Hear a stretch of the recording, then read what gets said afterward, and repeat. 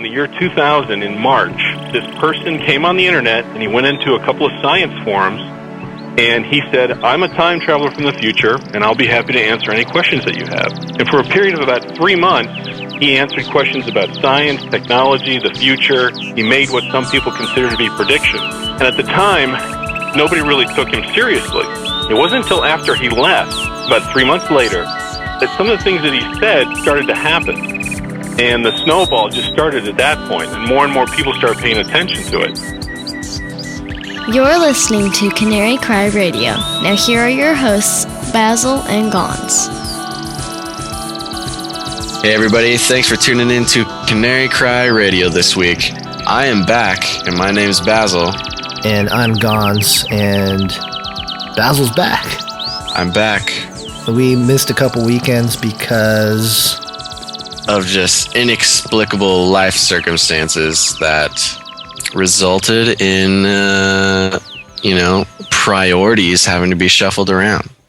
And so we appreciate you guys hanging with us and coming back for another episode. I hope we didn't, leave you too out in the open there. I hope you guys made it. Well, I think it was a Friday. We didn't post one on Friday. I think it was 2 Fridays. 2 Fridays in a row. I don't know who's even left out there to listen to us right now. Well, we're going to keep chugging away. I guess we'll just keep going. But, yeah, we wanted to, before we jump into our topic today, which is John Titor and the time traveler, or the potential time traveler. Ooh. We just wanted to encourage you guys who are left listening. We started a forum on canarycryradio.com a few weeks ago under a comment that came from someone that said, hey, it would be great if you guys had a forum to keep track of some of the comments and the conversations that were going on in the comment section. And we did it. We listened. Yes. It happened. We responded and we made it happen. With your words. And it's called The Wire. So if you go to canarycryradio.com and click on the forum tab, and once you're in the forum tab, look for a link that says The Wire. It's sort of, if you scroll down a little bit, you'll see it there. Yeah. And it's not the easiest thing to use. I'll admit that. It's not the easiest form, but it is great anyways, and I recommend everybody go there. Yeah, and it's our first attempt at doing something like that. So yes, you got to sign up, you got to get a little user guy, and then go at it. And you will be a hatchling. You'll be a hatchling. Just go for it, and we'll see you there. And yeah, we'll talk about crazy things. We've had good conversations in there already, and I think those of you who have posted know that we're going to try to respond and be active in the forum as well. So right. Basil and I will both check in daily to make sure that you guys are playing nice. May have to start locking some of you guys down in the internet jail. So make sure internet jail. Yeah, that's our new thing is internet jail. Okay. Yeah. So go check it out. The forum. It's awesome. Yeah. And we're going to start reading some emails too, which I know we've said that like 10 times, but we're serious about it. But, we keep our promises in our own time. And shouldn't we just that should just be a thing, right? Yeah, and if you can time travel into the future, maybe you'll already see that we already have read emails. Yeah, we did. If you were in the future, you would have seen that. But you would be in a different timeline. This will all make sense in a moment. We'll get into that later. So we wanted to talk about John Titor, the time traveler, in this episode. And there's probably a lot of you listening that have at least heard of John Titor, have heard the story. I just imagine so many people either rolling their eyes right now or just getting like so pumped that we're just about to talk about this. Because that's just what this story is. And obviously we're going to come at it from a Christian perspective, and we're going to get serious about it. But this guy, this time traveler who can, okay, I guess let's just give him his intro. Yeah, okay. So basically, John Titor became a sensation through Coast to Coast AM, but it really is a fascinating topic to discuss because of the potential, the significance, I guess. What's the word I'm looking for? I have no idea. Yeah, anyway. I can't time travel into your brain and figure it out. No, okay. So this is the story. Around the end of the year 2000, there was a gentleman with a username of Time Traveler 0. _0. _0. Thank you, Gonz. And just trying to keep it, factual. Facts. That's how we deal. We deal in facts here in Canary Cry Radio. So what was it? C2 Cam, was that the name of the forum or the? Yeah, that was the first one. Allegedly. First one. Well, he was all over the internet for a while. Okay, starting, I believe, November of the year 2000, he started coming on and telling everybody that he was a time traveler and started asking questions and answering questions and all sorts of stuff, and it caused quite an uproar. Right, and it didn't really. It's sort of the phenomenon sort of spread.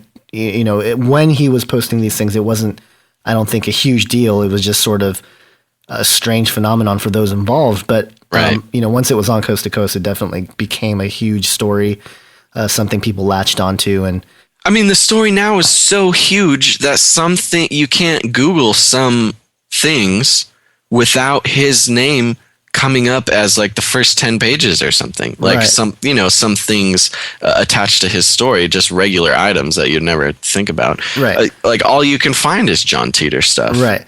So John Titor claims that he came from the year 2036 and that he, what's the story here? I mean, his story is very, very complex. Okay. So basically he works for the military in 2036, which we can get into it later, but looks nothing like the military as we think about it. And I mean, it gets into some things like alternate world lines, parallel universes, things like that. So it's very complicated to piece everything together. So you might have to go through and do some digging yourself. But anyways, John Titor is this guy from 2036. He's spending his, I believe it's a required amount of time in the military. And he is in a division called Temporal Recon. Now, the story is that in 2036, there has been World War III. World War III happened in 2015, so he says, and so the world is just piecing itself back together in 2036, and so a lot of things need to be retrieved from the past. I think to repair the damage, like. His particular mission was to come back to 1975 and retrieve a computer, an IBM 5100. And the reason they needed this computer was so they were able to read and write in a certain computer language that they had discovered. The IBM 5100 was one of the only computers that can translate the languages that they were trying to work with. So that was his job, was to go back into 1975, pick up an IBM computer, and bring it back to 2036. But along the way, he decided, I'm going to stop by the year 2000. It's kind of a big deal. I'm going to stop by and check it out. And so he does. And then here he is 12 years ago, just about, in the year 2000, just sort of hanging out with his family from the past. John Titor was born in 1998 is the story. And so he visits his family while he's here and visits his 2-year-old self. So he's just kind of hanging out there. Okay, now that's the story. Now he's here. Now he's talking to everybody on the internet for some reason. And now we just, start learning about this guy. Well, yeah, and there are some Titor devotees that claim that he first actually came in 1998 to warn about Y2K. And he, if you read some of those posts from 1998, he's actually pretty frantic about Y2K and warning everybody and things like that. Right. It's not clear that it was him, but the Titor apologists, if you will, say that that was a different John Titor from a different timeline, which we'll explain, or world line, and we'll explain that as we get into this. So basically, the entire story is predicated on what's called the Everett Wheeler theory. It's basically the many worlds theory. And Basil, do you want to sort of explain that in layman's terms? Sure. Yeah, this is definitely a complicated thing, but it is pivotal to the whole John Titor story. Now, basically, what John Titor talks about is time travel is not necessarily as simple as it sounds. There are basically multiple parallel universes. To be more precise, there's infinite parallel universes that he calls world lines. Okay, now this is not a new concept. This is a concept that's been around for a little while, not half a century or so. Yeah, it's nothing, ancient, but yeah, and this is basically the theory that with every choice that we make, an alternate universe branches off, and then the two choices just go on, and create their own universe. And which, I mean, it gets very messy. It's a very messy thing. Right. And I enjoy the theory in more of a mathematical sense, in scientific statistical sense, which is, I believe, what the theory was originally used for. I mean, if you're familiar with quantum physics and Schrodinger's cat and things like that, this is something that's pretty widely used in more of a mathematical sense. But what John Titor is saying is, when you travel in time, you're not even necessarily traveling within your own world line. You're almost skipping around these infinite number of alternate universes. Right. And so to me, that immediately causes me to ask a very important question, I think, to the whole theory, is that, now, is this only from the perspective of a conscious being or a sentient being, or is this, if a sand pebble moves a different direction or whatever, is every possibility of every object here in the universe branch off into a different alternative possibility, or is it just for sentient conscious beings? Right. And see, this is where it gets pretty complicated, and I'm going to try to slow it down so we can get a firm grasp on this concept. Basically, it is predicated on a sentient observer making a choice that creates an alternate world line. However, things that happen without a sentient observer, being a human being or a dog, I guess, also works. It becomes very sketchy, because it's tied in with this whole thing is the concept of, what is existence when we're not there looking at it, right? Like if a tree falls in the woods and there's nobody there to hear it, doesn't make a sound, right? The scientific answer, the real answer, is no, it does not make a sound. It makes vibrations, but there are no colors, there are no sounds, there are no actions being taken unless there's an observer to see it and to interpret it and to give this sort of mishmash of molecules and vibrations meaning. Does that make sense? Yeah, no, totally. There's a Dr. Sten Odenwald quote that I'm going to read that I think kind of sums it up. I think you did a pretty good job of explaining it there. But the quote is, in the many worlds interpretation, the universe is constantly spinning off alternate histories of itself, and human consciousness is along for the ride as a passive agent. Each time any system changes its quantum state, a whole new universe is spawned that is totally unobservable to all its other copies, which represent other outcomes for the quantum state. There is no observer involved in this process, but each observer has an infinite number of copies of itself and states of its consciousness. So, yeah, it's a complicated thing for sure. And I like to think of it more in the mathematical sense, where mathematically, if you're looking at making a choice, mathematically, there are an infinite number of results that can come from whichever choice you choose, or you know what I mean? Right. And until you consciously make a choice,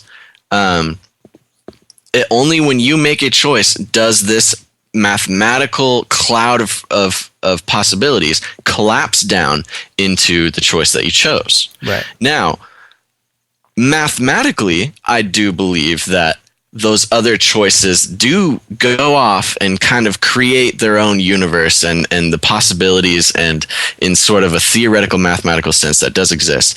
But what we need to, I mean, what John Titor and this whole thing is based off of is, no, there is an actual physical universe that breaks off, that we can enter and travel to and influence. That we are able to traverse to and use for time travel and things like that. Right. And I'm not sure why that is the case with the time travel thing, but John Titor says so. So we're just going to go with it for now. Right. And really, when it comes down to the John Titor story, this idea of world lines and different realities and different timelines and different universes existing and these parallel dimensions living side by side, that is the crux to all of the John Titor apologists. When some of his predictions don't come true, the default answer is, well, it's because his timeline is different from ours. Right. And, because he entered our timeline or world line, it changed our world line and our trajectory so that, so it kind of becomes non-falsifiable thing, where right, you can't really prove it and you can't really falsify it, because how in the heck are you supposed to prove or falsify, the fact that something didn't happen? Right. Well, there's just an answer for everything. Right. Is the thing. And he makes some wild claims. Yeah. I mean, he's talking about how there was an American Civil War in 2005, right, and he's warning against this American Civil War in 2005. He talks about World War III breaking out in 2015, which I thought was an interesting date to give it, given the whole 2016 being the extension of 2012, when we get into, some sort of Antichrist prophecy thing. Right. But I mean, he's making some pretty serious claims here. Yeah. So this, it just gets so messy when you start thinking of him as a hoax. You're like, well, bro, okay, that is quite, you are really going for it.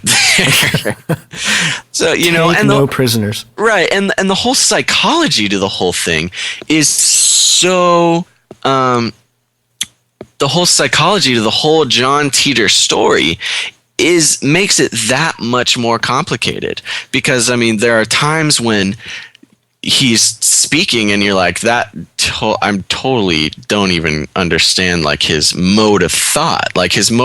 You're like, okay, that he kind of does seem like a time trap. Are you a real dude? But then there's other times when it's just so contrived. He's talking about how us in this time period are not known for our compassion and our empathy and how can you eat cheeseburgers when they're poisoned? I say it in that mocking tone, but really, cheeseburger, there's a lot of poison in our food, obviously. But he kind of goes off on these rants that you would expect from somebody doing a hoax of a time traveler to come back and complain about. Right. Yeah, and before we move too far along, I did want to bring up, based on the whole concept of the Elliott Wheeler model and this theory. Oliver Williams, who is the guy who's sort of been the spokesperson for John Titor, as far as he basically, what he did was he collected all the different forum posts that John Titor made over the few short months that he was here, and he created a website. It's real basic, johntitor.com. You guys can go check it out.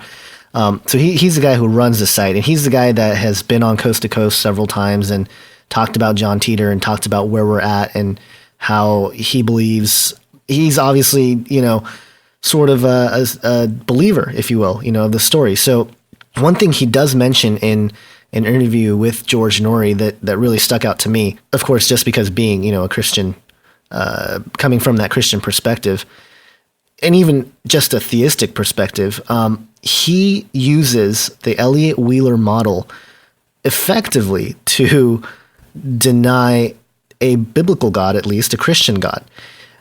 Here's his logic. He says, how can a God judge us for the decisions that we make in this world line when there are infinite other world lines and infinite copies of myself making different decisions in different parallel universes? And he says that wouldn't be fair. Right. That's just not fair. And that's his way of sort of deflecting or rejecting the idea of a God that judges, a God that actually is good in a sense, with a pure sense of justice that will redeem and things like that. So, right. It's such a tired argument, I think. It just, in my opinion, the whole, it's not fair. Like, God's not fair. How could he do that? Like a logical fairness. People look for a logical fairness. That doesn't need to be the case. You know what I mean? They assume that there needs to be this logical fairness when they're talking about things like multiple universes and world lines. And they're saying, oh, well, because there's multiple world lines and because there's infinite parallel universes, God can't judge me. What? It's just, okay, anyways. But at the same time, John Titor himself says, besides the process of time traveling, you really shouldn't be worrying about other world lines. So at the same time, John Titor himself says, yeah, well, you should, don't take this multiple world line thing as, any, don't change your life because of this. Right. You still have to live in your world line, so do it. And, Well, and it's kind of an interesting point you bring up, because my response to this guy and his whole thing is that, God is in control of time, and we can only prove that our timeline exists, and therefore, we should be, again, sort of like how John Titor said, we are only responsible for our timeline here. And, if you want to really get into it, in this timeline, allegedly, and I believe it to be true, is the timeline where Jesus Christ died and rose again for our sins. So, you know what I mean? It's hey, maybe in a different timeline, something different happened, but. Right. And it gets very complicated, and we'll get further into that. Cause he even mentions how in some cases you will travel to a timeline that Jesus Christ was never even born or something, or that's a possibility or something. Right. Because there's an infinite number of them there. Every situation exists, including one where Jesus did not come down to the earth. But I guess that's just sort of a side point. I like how we're talking about these world lines now as if they're real. Those are real, yeah. Yeah. So, okay, just a disclaimer. We're talking about these world lines. We don't necessarily think they're real. It's just what we're talking about now. On a theoretical basis. It's sort of, I think we're just trying to address the points that not necessarily attack or try to break down the traditional, I guess, theistic or Christian worldview. Right. Well, and I kind of wanted to talk about this whole God's not fair thing again, because I just had an experience online. Whoa, imagine that, where this guy was talking about, it was good versus evil argument, like how can there be like, well, his whole thing was, why did God even give us free will if he just knew that we were going to mess it up, and it's not fair, he set us up for failure, it's entrapment, it's like, shut your mouth, please. Like, it just doesn't, it just comes from this I don't know, I like to call it whiny. It comes from a very whiny theological perspective. Oh yeah. And the second you explain to them, like, look, the only rule that there was in the beginning was don't eat this fruit, please. Can you please not do that? There's nothing good coming out of it. But, in order for free will to be a thing, I mean, I guess there needs to be, something to provide a physical artifact of love towards God, which is not eating from this fruit. Right. You know what I mean? So, I mean, if there is nothing to be done wrong, free will does not exist. So, I mean, just logically, and these people love logic, so logically, there has to be something that you can't do.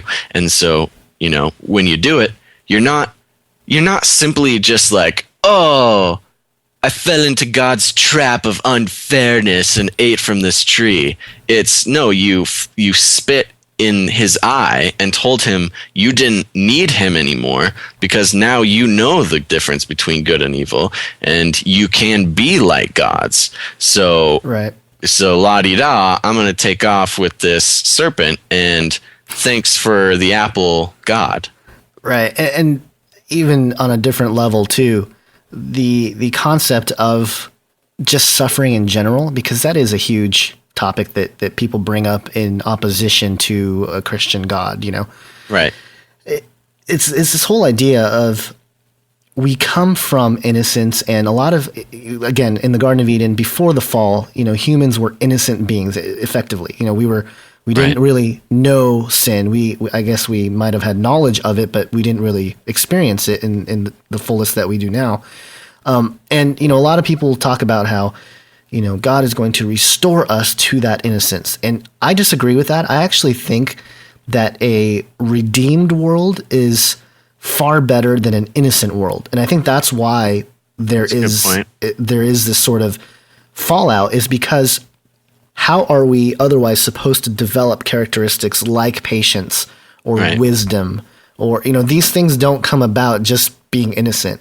You have to sort of go through a time of molding or shaping to get to that point. And so in that sense, the ultimate plan that God has is way bigger and way more glorious than we can ever imagine.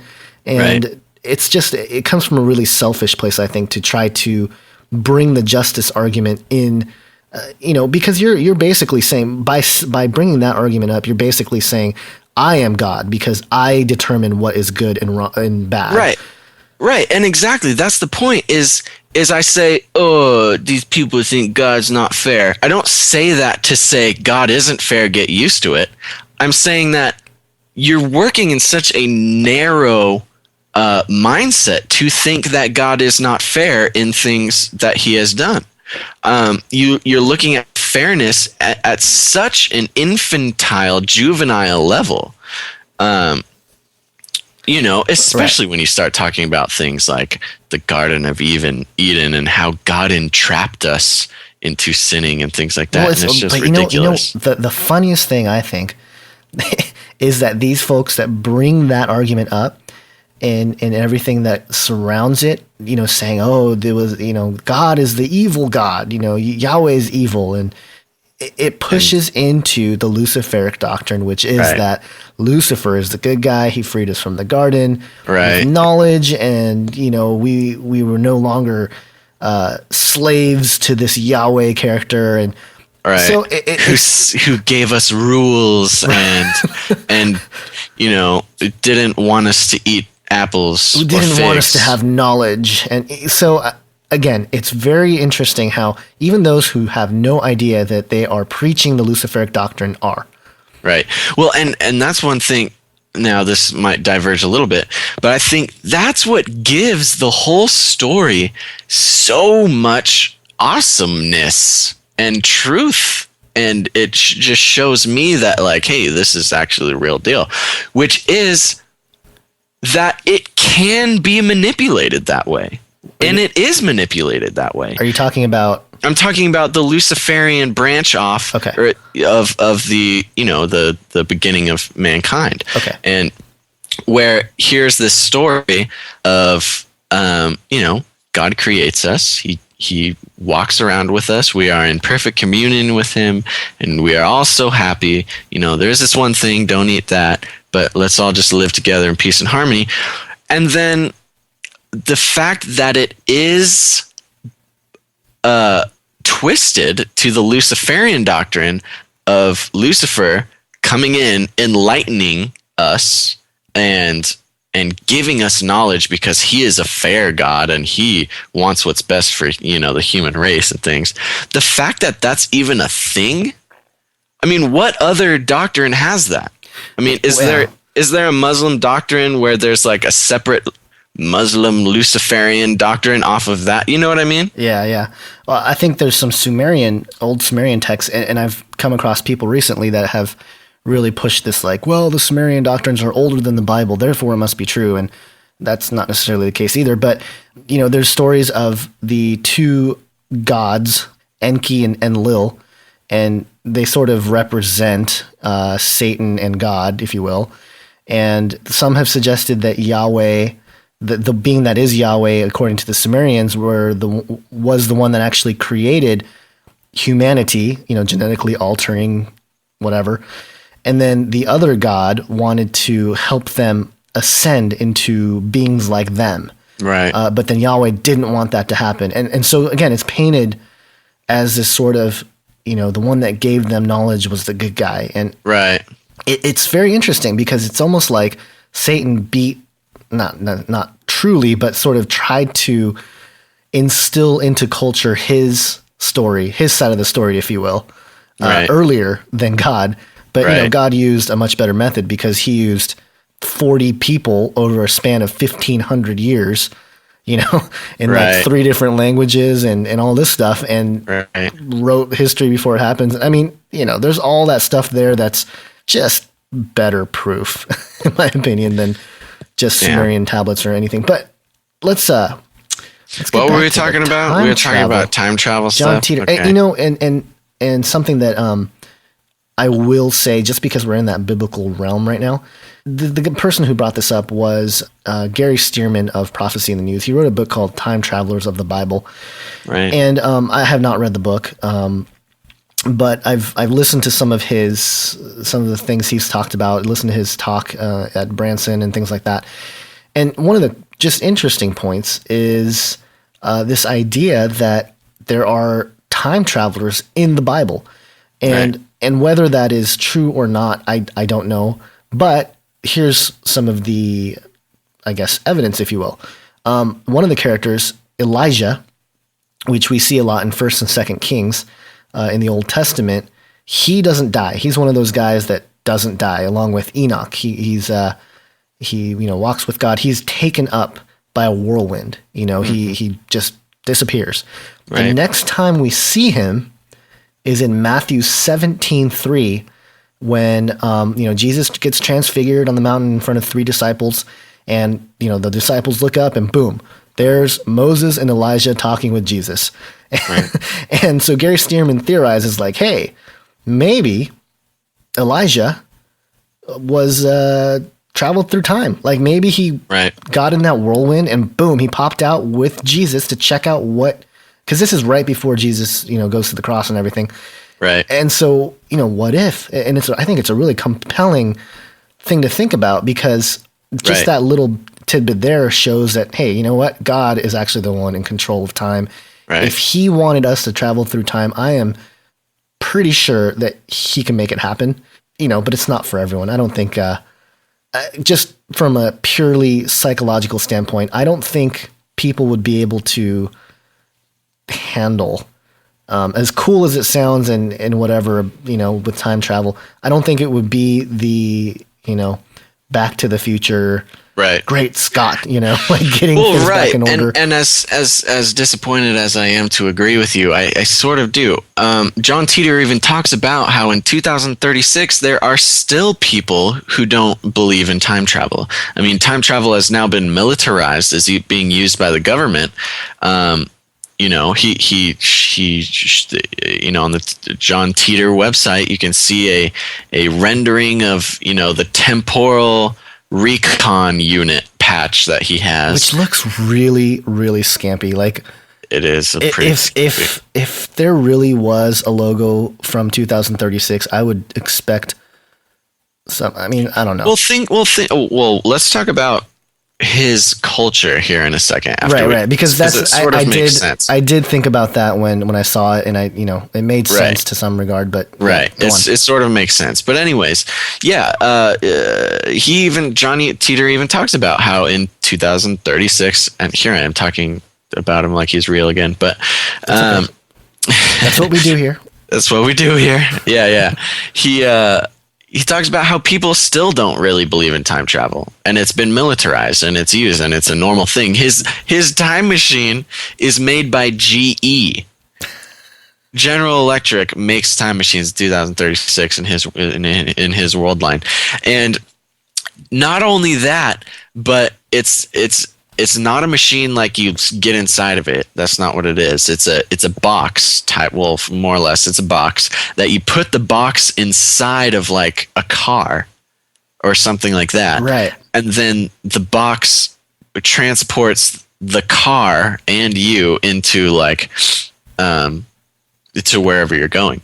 Now the box generates a gravity field which sort of engulfs the car, and sort of, actually it's kind of funny, he talks about how the gravity field picks up some of the earth below the car and transports that back in time too. Right. So you sort of have this car going through time with like a lump of dirt beneath it. Or something like that. It's really wacky. And saying it out loud, when I'm reading it, I'm like, oh, okay, yeah, that makes sense. Yeah, okay. But now I'm saying it out loud, it's like, that is the wackiest thing I've ever heard. And he's talking about how he came back in a 1967 Chevrolet. That's right. So, okay, guys, a 1967 Chevrolet, the dirt still underneath it is traveling through time and space, across parallel dimensions. I mean, I'm thinking I'm crazy for ever even considering We're this. crazy for bringing this up on a show, apparently. I just took the time to picture that in my mind right now, and now it's just this is awesome.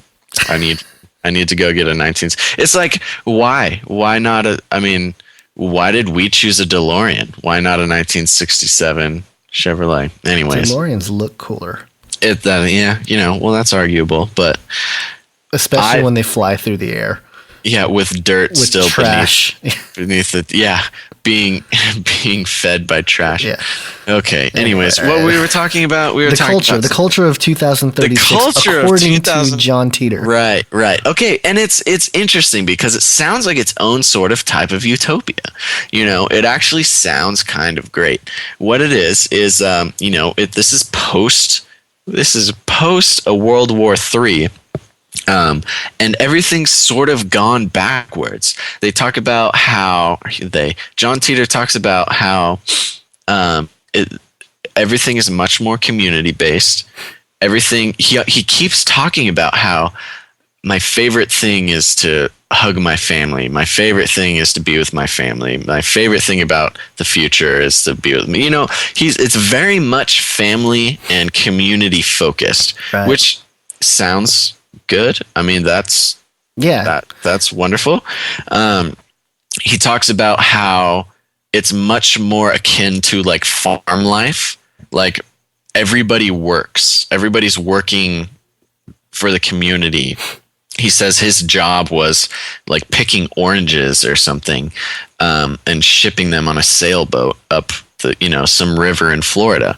I mean, it seems like this very I think I've mentioned it before, and Gonz, I've showed you this, which is an animated series by Tom Hanks, and it's called Electric City. Right. And it's sort of a post-apocalyptic sort of thing. But you guys can check it out. It's Electric City, Tom Hanks's Electric City.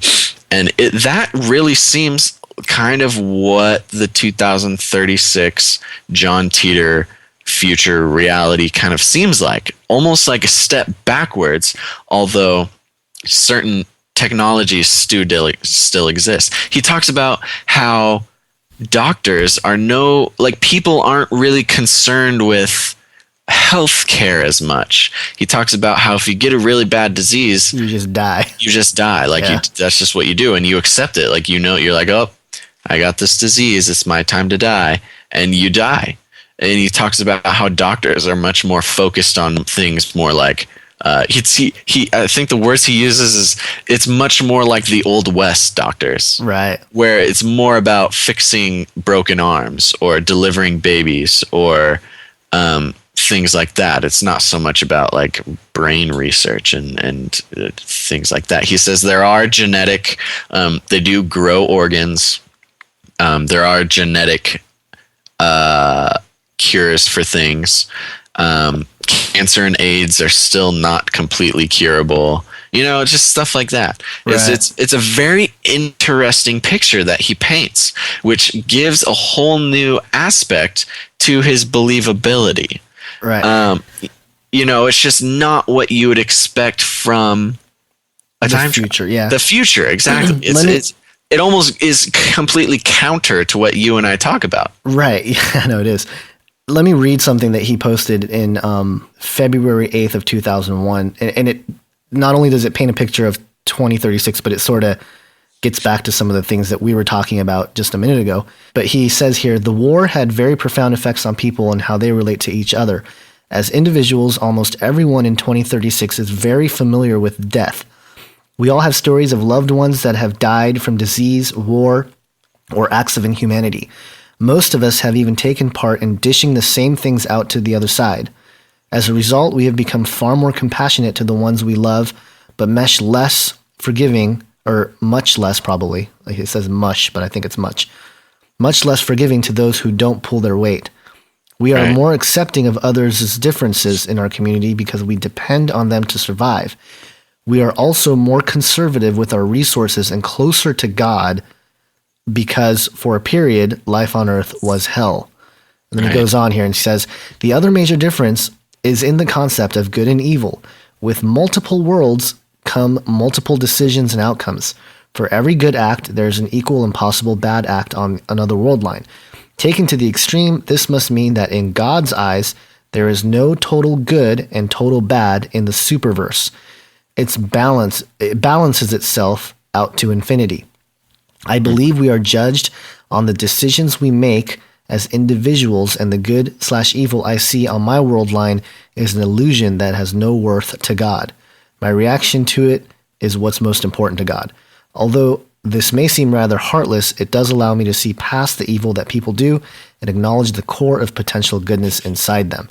So this is what John Titor says, sort of tying in what we were talking about before a little bit too. Well, and he's very consistent with his Christian agnosticism. Right. He claims to be a Christian agnostic, and that is very, very consistent with that. And, there is logical merit to Christian agnostics. I will give them that. I don't necessarily believe that, that's the way to go, but it's very interesting. And that's just another part. And just to give another, I mentioned how just his thought processes are sort of, I don't even know what to call it. I would say tweaked or just not even on the same track. Somebody asked him, can you tell us the foods that are unsafe now? Because he keeps talking about the poison in the food. Is there anything we can do to prepare for the war you're describing? And he makes this list, and he says, number one is do not eat or use products from any animal that is fed and eats parts of its own dead. Which, okay, I can take that advice. That sounds like good advice. But on a list, the number one thing on a list of, can you tell us the foods that are unsafe now? Is there anything we can do to prepare for the war you are describing? The number one thing is do not eat or use products from any animal that is fed and eats parts of its own dead. Number two is do not kiss or have intimate relations with anyone you do not know. I mean, there's just such a bizarre list of things here. Then it goes on to say learn basic sanitation and water purification, be comfortable around firearms. But just the way he goes, I don't know. I mean, is that weird to you, Gonz, or is that just me? A little bit. I mean, there's a part of me that my first thought when I heard you read a couple of those things, especially the second one, the first one seems just sort of like completely out of our paradigm and almost, right, maybe purposefully sort of throwing out something weird to, just for the sake of being weird. But the second one reminded me of perhaps a cycle. If this guy is a total hoax, some kind of psychological or emotional scarring that he has some sort of jealousy or something towards maybe some people around him that, are partiers or something. I don't know. I'm just getting this vision of like, I know. I mean, it's just so personal issues going on there, not so much I guess universal. I don't know. That's just my first. That's definitely a thing, and there are some other things. We'll just go down the list, but it just shows like this strange mode of thinking. Yeah. That's something where to me, I read that, I'm like, yeah, this guy's not from around here. You know what I mean? Right. Anyways, let's go on. Number 3, it says learn basic sanitation and water purification. 4, be comfortable around firearms, learn to shoot and clean a gun. It's pretty straightforward. He's talking about a war. Get a good first aid kit and learn how to use it. Good advice for everyone. 6, find 5 people within 100 miles that you trust with your life and stay in contact with them. I think there's a lot of people who would not be able to find 5 people within 100 miles that you trust with your life and keep in contact with. I think that kind of speaks to sort of a more community-based mindset. Right. 7, this one's interesting. Get a copy of the U.S. Constitution and read it. Okay. He talks a lot about the new Constitution in 2036. Right. In 2036, there's this new government that has 5 presidents of the United States, a brand new U.S. Constitution, and things like that. He's very much into this, and he it's sort of part of his thing, like warning us against how bad the government is, as if we didn't already know. But anyways, 8, eat less. See, there's just no, like, these don't build on each other. They don't. I mean, it's just so random. 9, get a bicycle and 2 sets of spare tires. Ride it 10 miles a week. Okay. 10, consider what you would bring with you if you had to leave your home in 10 minutes and never return. And, that's something we should all have down anyways. But I mean, just the fact that I don't know. It's just so weird. There's just so many weird things like this that make you think like this could, I don't know. I mean, it just seems like he's operating on some other level. Like, I get that he claims to know things that we don't, but we have don't eat animals that eat parts of their own dead, don't kiss or have intimate relations with strangers, right, get a copy of the U.S. Constitution, eat less, and ride a bike on the same list of priorities. It's just the most bizarre thing I've ever seen. But at the same time, it's almost so bizarre. You're like, okay, maybe should like, maybe this guy is for real. Maybe I should, stop kissing or having intimate relations with anyone I do not know.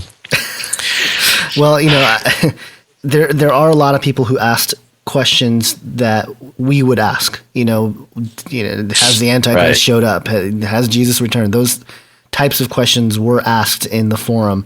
And, he answered that, Jesus hasn't returned. He says at one point that, there's a lot of people that think that Revelations has come to pass. He says here that, however, the new fear is that Christ has returned. He's not telling us, and he's very angry. Then 2036. That's the fear. That's the fear. He's back, but he's not telling us. So that would be a fear. Definitely. And then somebody asked about the Antichrist, and he responds here. He says, "I understand the question about the Antichrist, but I must admit I hadn't given it much thought. My initial reaction is to consider how the Antichrist would affect my life if I can identify him/her. If your life became a sort of hell anyways, would it matter if the Antichrist was real?" It's just very interesting. Very interesting. It's interesting to me because it almost shows, again, we're just talking it almost shows that world events happened and he was just there. Almost, people are just bystanders living in this world that is being affected by the Antichrist. Does that make sense? Right. Almost, it's like if we didn't know the Antichrist was there. I mean, we all talk about like, oh, when the Antichrist comes, he's going to be this guy, right? I mean, we don't really consider that maybe the Antichrist is here now. He is working now to accomplish and we have no idea. Right. And so it's interesting that is how he talks. He doesn't even talk like, oh no, the Antichrist, he was no big deal. It's, he's probably somewhere doing something, but I was too busy fighting for my life in a shotgun squad when I was 13 years old, fighting in the rebel army. You know what I mean? It's like, it's almost legitimate. Like it almost seems like more real life than what we talk about. Well, if you were to create a character and try to establish personality and, just all the traits of a good, realistic, believable character in a story, John Titor has those elements, a lot of those elements of, like you said, sort of this personal view of life rather than sort of a universal thing. And a lot of his answers are kind of like that. Like, from my experience, this is what's going on. And, why would you care? And because, and I find it interesting too, because he welcomes people to ask questions and then people ask, these big questions. And, I don't know. There's a part of me, if I were a time traveler, I might answer it differently.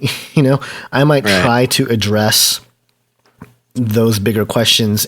Because that's just who we are. I know. That's our thing. But at the same time, it's just sort of, it's just weird. You're right. It's very bizarre. It's very bizarre. And he doesn't come as some, I don't know. He comes, he was on a mission. He's in the military. He was on a mission, stopped by 75, got the computer, decided to stop by, the year 2000, hit up his parents, say what's up, and then just start talking. And and like you said, he comes from a more of a personal view on things rather than where if you and I used our time machine that we have, it would be like, shh, don't tell anybody. Let's go rescue Lincoln. Let's go. You know what I mean? Like, let's go do this stuff and tell everybody and do cool stuff. And he's just like, oh no, I've had a really messed up life. I'm just here doing my job. Actually, I'm just going to go back here soon. Yeah. And he talks about this report that he's writing. And he asks other people questions, and he's very much like, hey, you guys are all asking the same questions. I'm going to keep answering them, but if read other posts, please, because I don't want to annoy you people. Well, he sort of gets annoyed with I guess this world line too, because there were some people that asked like, oh, what's the lotto numbers that are going to, win and blah, blah, blah. Right. And he gets all bitter about that. He gets very bitter. He has a lot of animosity. It's really funny to see. It's like, people ask him, oh yeah, well, if you're a time traveler, then who won the Super Bowl in 2012? He's like, I don't know. That's a stupid question, and you're stupid for asking it. You know what I mean?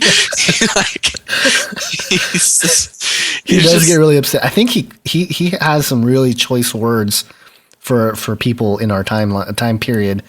I don't have it right in front of me, but no, he does. He absolutely does. He's not very impressed with us at all. No. But let's talk about, I don't know. Let's talk about God a little bit here. I'm down with that. I'm okay with that. I could literally talk about this guy forever. Just saying, I don't know, talking about him to you guys out there listening. But okay, so let's actually cover our bases here as far as if this is true. And obviously there's a lot of holes, and we didn't even bring up some of the holes that are sort of in the story, and sort of there's all sorts of bizarre stuff with a lawyer that, you know, is protecting the mom. And I mean, we can get into all that, but like you said, Basil, we can talk about this guy all day. Right. No, we totally could. And there's so much you can read through the website yourself. And again, this is why we created the forum, by the way, little plug there for the forum. Bring some of these things up. You know, there's a lot to talk about this guy, and a lot of, you know, speculation that can be done. But as stewards, if we will, what would be the implications of our faith if this guy is telling the truth, if this, you know, multiple dimension is real, if time travel is possible, and all these things? I mean, if this story is totally true, then what does it mean for us? Right. And what does it mean for the, you know, I love that question. The truth. Right. I love that question, because the answer thing. To me, the answer is absolutely nothing. It's almost like, what is it? It's almost like the evolution thing. Yeah. Where people say, okay, well, if evolution is true, if it is absolutely 100% true, or if it is, you know, true in some sense, what does that mean? Doesn't that just destroy your faith in Jesus? No, not a single bit.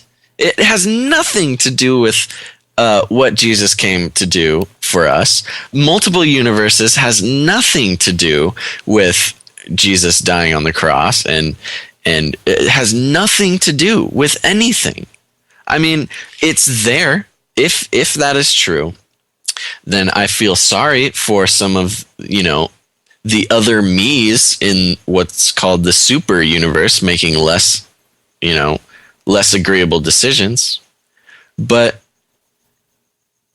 where I'm standing now, it makes no difference whether the John Titor story is true or not. I would almost want it to be true. I almost want this whole multiple universe thing to be. It'd make us living. Right. Just that it would just make me so much more grateful for what I have now. And, you know, and being, I lost my train of thought. Yeah. Anyways, it means nothing. Well, yeah. To me. What does it mean to you? It would completely change my life. No. I think everything you've ever everything known. I've ever known up until this point will be completely shattered. No, being someone probably like yourself that watched, you know, that loved the movie Back to the Future and right. and all this stuff, I don't think it changes anything, because really, when it comes down to, we're talking about God here. We're talking about the creator of the universe, the one who authored life, the one who authored our minds, the ability to rationalize, the ability to understand the world around us, and the ability to send a 1967 Chevrolet exactly through time with the dirt still under the tires. But here's the thing: even if it is true, we are still working under the confines of the universe that was created by God. Right. And in that sense, we're not going to surprise God by time traveling. I mean, right. Who knows? Maybe the whole concept of time travel and actually the reality of time travel is sort of woven into how things are going to play out. And we just, you know, maybe it is in the Bible in one way that we don't understand at this right. point in time, but maybe there's a way that things will be clearer in the future. But yeah, it doesn't really change because, again, I alluded to this earlier, but we can only be responsible for the timeline or whatever that we're in now.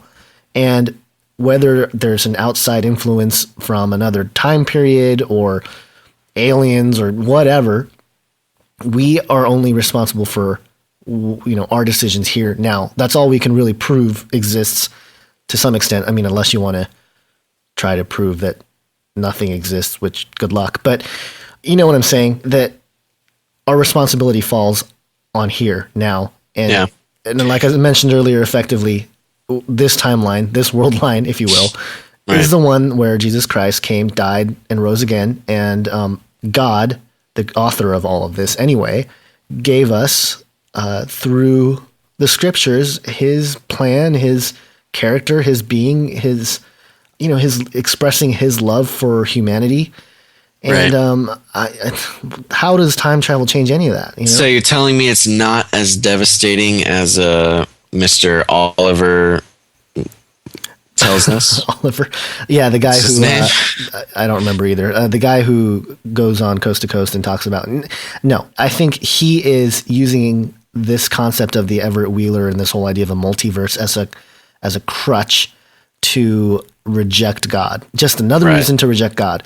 When really the idea can be spun around the other way and say, no, look, actually it might prove God is a lot smarter than we think, because he knows that the one life that we're experiencing is the one we're in now.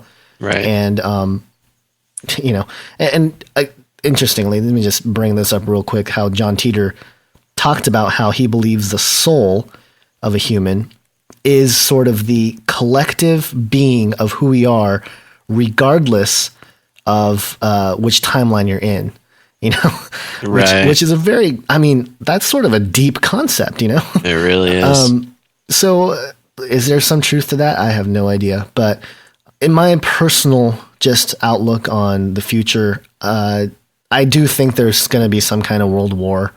And I do think life as we sort of know it now is it's going to change. But even if it doesn't, I don't think it's going to necessarily look like the world that, John Titor explains in 2036. I have no proof of that, but my whole vision or trajectory of the future is more along the lines of great technological advancement, but not to the point where we're necessarily time traveling to this level, or at least not publicly. And, I think we're going to have different problems. I don't think the kinds of problems he explains are going to be the problems that we're going to be facing. And I think that's sort of why we started Canary Cry Radio is, our topic was technology and transhumanism and bioengineering and all this stuff. I truly believe that is a bigger issue that's facing our future than, I don't know, traveling attacks from time traveling. And I think like the Christian agnostics. Yeah, and like the mad cow disease breaking out in 2036 and like claiming half of America or something. Right. No, he said 3 billion people die in, I think that's World War III though, right? In 2015. Right, yeah. So if So get ready, everybody. If half the world disappears or dies, I guess, in the next 3 years, then we can say, hey. Then we'll know. Yeah.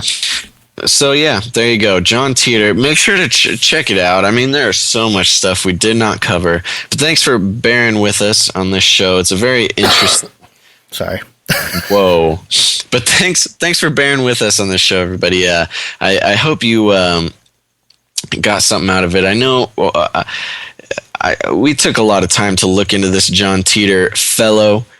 Take a couple minutes, go to the website, or not, just Google search it or something. He's all over the place.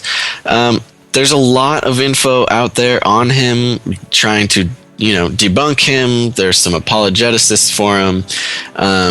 So yeah, go check it out. There's a lawyer who says that, well, this is the same lawyer that's allegedly protecting John Titor's mom. Right. Says that he saw video footage of John Titor leaving this world line. So So who knows? But go check it out. We're going to have the forum. Make sure to go talk about it in the forum. And once again, thanks for tuning in to Canary Cry Radio. And as always, think outside the cage. Thank you for listening to this episode of Canary Cry Radio. The show notes for this episode and many others are available at canarycryradio.com. Make sure to connect and like our Facebook page at facebook.com/canarycryradio. Follow us on Twitter at Canary Cry Radio. If you would like to share the show in video format, you can find us on YouTube by searching Canary Cry Radio. Review us on iTunes with 5 stars and give us a thumbs up on stumbleupon.com. We would like to thank those of you who have given us your support, prayers, and donations. If you would like to join us and support Canary Cry Radio financially, you could do so by visiting canarycryradio.com and clicking the support tab. Thanks again for listening, and until next time, remember to think outside the cage.